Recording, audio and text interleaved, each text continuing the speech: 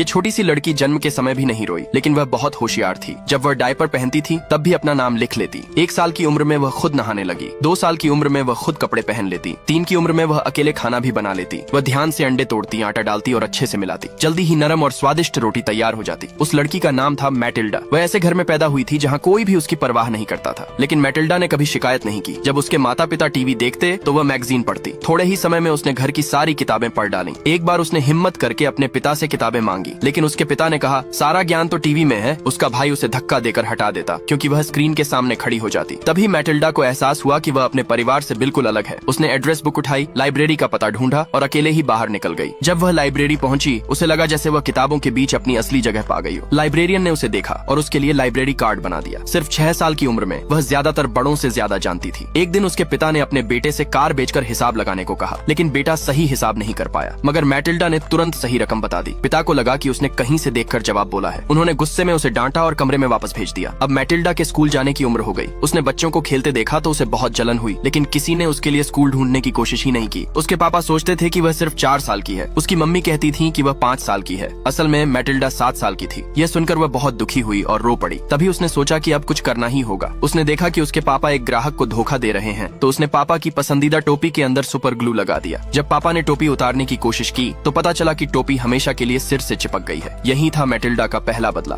उसकी चुपचाप की जंग अब शुरू हो गई थी। इस घटना के बाद उसके पापा ने उसे स्कूल भेज दिया। मैटिल्डा बहुत खुश हुई। स्कूल में उसकी एक अच्छी दोस्त भी बन गई। एक दिन क्लास में टीचर ने अचानक एक मुश्किल मैथ का सवाल पूछा। मैटिल्डा ही अकेली थी जिसने सही जवाब दिया। टीचर हैरान रह गई। उसने जल्दी से पेन और कागज उठाकर जवाब चेक किया। जवाब बिल्कुल सही निकला। इतनी तेज दिमाग वाली मैटिल्डा को देखकर टीचर जल्दी से भागकर प्रिंसिपल के पास गई। वह चाहती थी कि कोई उसकी मदद करे। फिर मैटिल्डा को बेहतर पढ़ाई के लिए ऊपर के ग्रेड में भेज दिया गया। क्या आप लोगों ने इतनी होनहार बच्ची देखी है?